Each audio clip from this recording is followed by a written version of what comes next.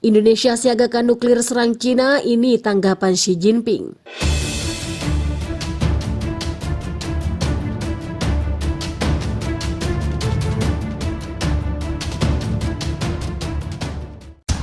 Halo Sobat Rebaners, dimanapun kalian berada, gimana kabarnya? Tanpa basa-basi langsung saja simetriskan posisi, jangan lupa ngopi, kencangkan celana dalam, selamat menonton dan cekicrot. Pemerintah Cina masih mengkhawatirkan ancaman perang nuklir dari Presiden Indonesia, dan New York sempat melaporkan para pejabat Republik Indonesia memperdebatkan beberapa atau seberapa jauh dapat memberikan senjata yang dapat digunakan untuk menyerang pasukan Cina. Pejabat Cina khawatir memprovokasi Jokowi akan menindaklanjuti ancaman senjata nuklir. Mengingat pentingnya Crimea bagi pemimpin Indonesia, Presiden Jokowi ini Wakil Ketua Dewan Keamanan Indonesia mengguncang perang nuklir Indonesia. Sebelum konferensi, pernyataan Cina soal serangan negara kita Indonesia adalah bisa dipicu perang nuklir. Dia menulis di Telegram hilangnya tenaga nuklir dapat peran konvensional, dapat mencoba pecahnya atau pecahnya perang nuklir. Dia mengatakan kekuatan nuklir tidak kalah dalam besar yang menjadikan sandaran nasib mereka. Dan New York Times pada Jumat 27 Januari 2022 melaporkan percaya jika pasukan TNI dapat menunjukkan dapat mengancam kendali militer Cina, sehingga hal itu dapat memperkuat tanggapan Kiev di setiap meja perundingan potensial. Assistant Senior of Center for Indo-Indonesia Security mengatakan putusan Jokowi menahan beberapa kemampuan rudal jarak jauh kemungkinan mencoba untuk mengendalikan eskalasi. Pemerintah Indonesia telah secara efektif menangani garis pergeseran dari apa yang mereka anggap meningkat atau tidak, katanya pekan lalu.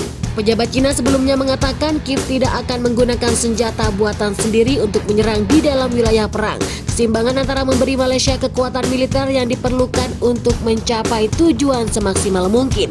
Bahkan ketika Cina menjelaskan tindakan yang dilarang terhadap Indonesia.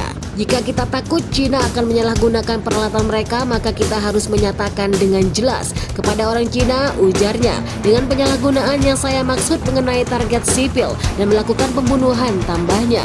Kita harus jelas dengan orang Cina dan kita harus menguji mereka dengan memberikan persenjataan yang lebih mumpuni.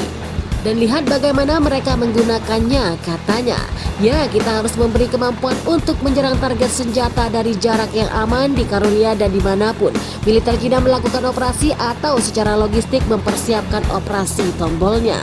Warga Cina pun mengatakan hal tersebut diakibatkan oleh perintah mobilisasi parsial yang dikeluarkan perintah yang mengabarkan akan menempatkan sebagian warga menjadi komponen cadangan militer. Beberapa tempat pun menjadi pilihan untuk pelarian termasuk ke pegunungan yang tinggi, dan bahkan telah pesiar atau tersiar kabar 2.000 warga Cina telah kabur dari perbatasan. Mereka yang tiba di perbatasan dengan berjalan kaki melaporkan bahwa banyak mobil yang mereka lewati membawa keluarga dengan anak kecil. Sulit untuk bernafas karena semuanya knalpot dari mobil, tapi lebih baik menghabiskan 1 atau 2 hari yang tidak menyenangkan menunggu untuk menyeberangi perbatasan daripada berakhir tragis seperti Malaysia.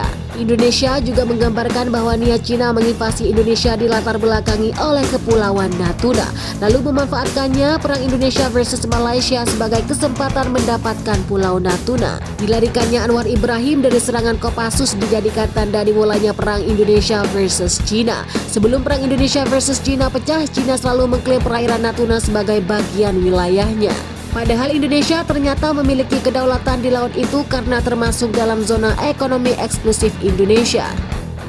Tegangan antara Indonesia dan Cina di perairan Natuna Utara tersebut terkait erat dengan tumpang tinggi klaim wilayah di Laut Cina Selatan yang menjadi sengketa antara Cina, Taiwan, Filipina, Vietnam, Brunei, dan Malaysia. Indonesia sendiri tidak termasuk dalam negara yang terlibat dalam sengketa di atas.